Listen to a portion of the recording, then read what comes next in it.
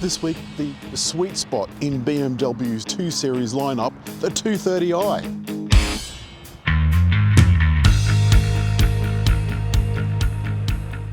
Now you remember a few weeks ago we did the M240i, and at release there was also a 220i. This, the 230i, was released a little bit later and is the sweet spot in the range. Please excuse the planes, we are at Sydney Airport. And it's surprisingly well equipped. It's $71,000 or a shade under, but it still has laser lights with a matrix function. And people keep asking me if this is an electric car because it looks like the grille is solid, but in fact it's just shutters that open. So it stays closed, so it heats up faster in cold climates. Obviously that's not something that we have to worry about in Australia. The cars that come to Australia have M body kits and enhancements, so nicer wheels, but I'm not quite sure, I don't know, what do you think? This bit along the bottom, the grey bit, I'm not sure. I don't think I like that very much. It's got a sunroof, and that is a decent size for such a small car. And then around the back, that is very much like the M240i that we had last time. The only difference, of course, is the exhaust, but the taillights still get this neat kind of black treatment. While we're around the back,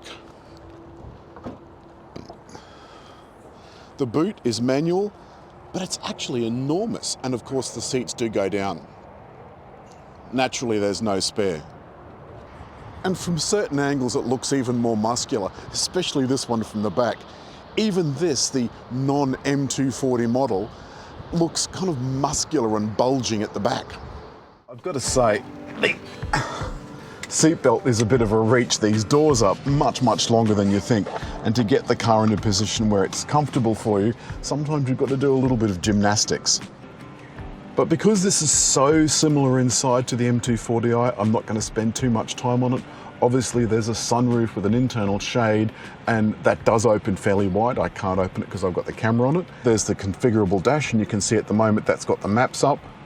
An iDrive 7, which consists of a fairly wide landscape style screen, individual controls down below for air conditioning and climate control and so forth, along with these one-touch buttons that you can put anything in that you like, including, say, your home address or whatever.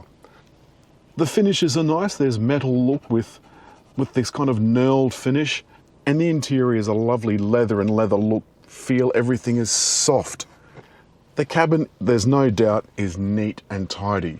And that's what I like. There's some memory positions for the seats, the door locking and unlocking, and on the side of the seats, you can adjust the bolsters, the lumbar support, and the seat position. So it's fairly well equipped, but you'd want it to be for $71,000. As usual in the front, there's cup holders under this door, a 12-volt outlet. Now remember, that is a BMW size 12-volt outlet. So if you want to plug anything into it, like the dash cam or whatever, you've got to get a BMW adapter for it.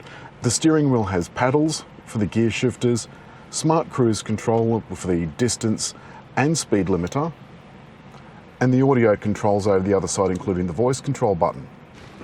Now you've seen me in the past try to struggle with voice control, so I'm not going to make a fool of myself and try doing it again. We've got 190 kilowatts and 400 Newton meters, and a beautiful 8-speed automatic, which honestly this thing is so silky. The other thing is, it's very quiet. It's a little bit of a rumble at low speed, but on the smooth highway this thing was almost silent. Just got to dodge my way around these potholes.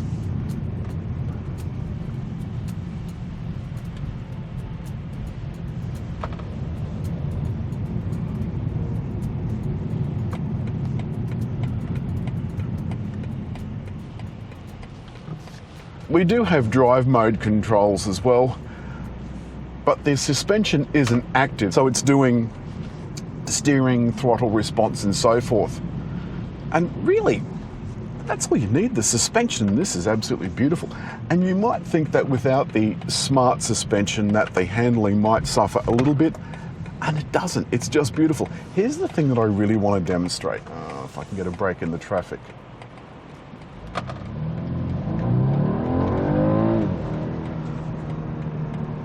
The 0 to 100 time is 5.3 seconds.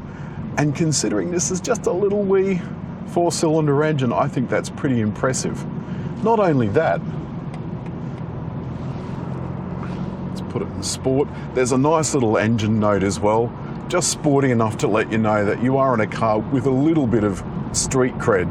The steering is nice and neutral. You know, it's electric after all, so there's no such thing anymore as actual steering feel. Everything that you think you feel, you don't. It's just how well the electric motors are tuned.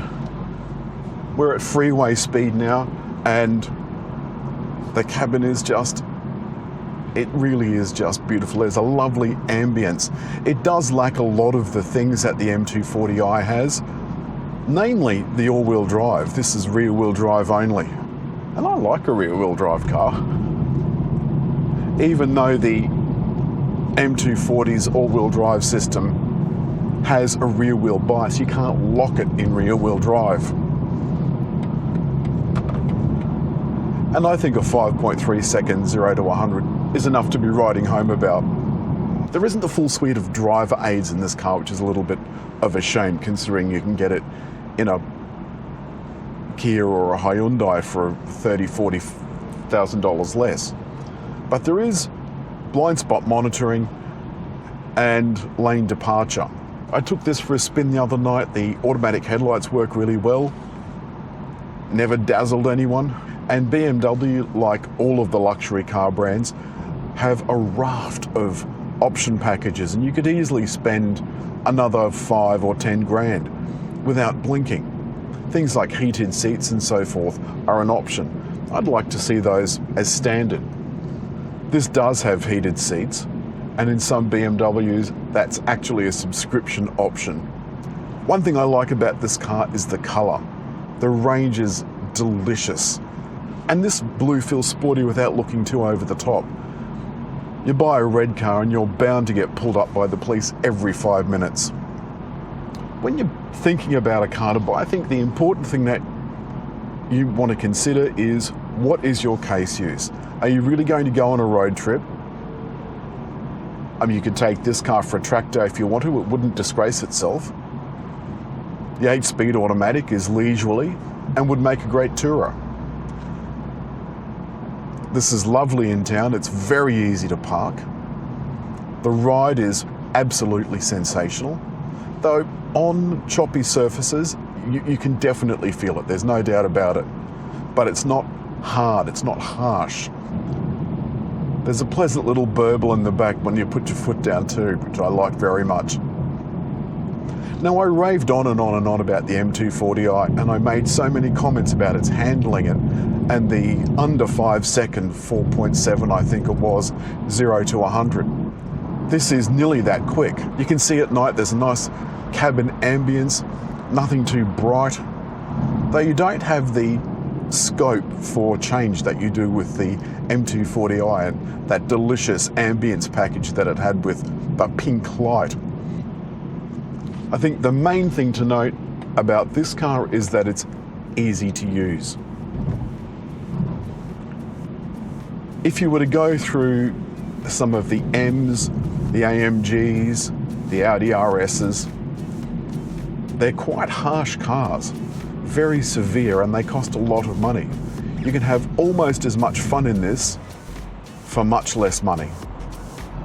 And that's all this week from the very tasty BMW 230i.